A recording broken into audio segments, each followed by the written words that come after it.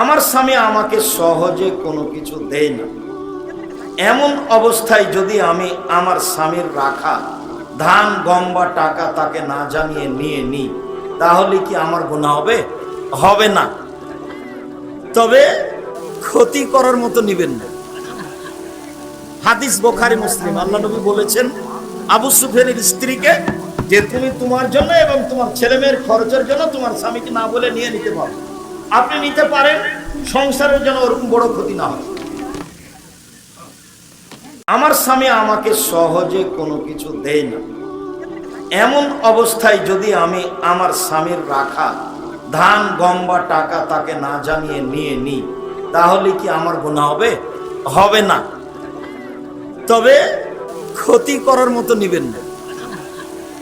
হাদিস বুখারী মুসলিম। আল্লাহ নবী বলেছেন আবু সুফিয়ানের স্ত্রীকে যে তুমি তোমার জন্য এবং তোমার ছেলে মেয়ের খরচের জন্য তোমার স্বামীকে না বলে নিয়ে নিতে পারো। আপনি নিতে পারেন, সংসারের জন্য ওরকম বড় ক্ষতি না হয়।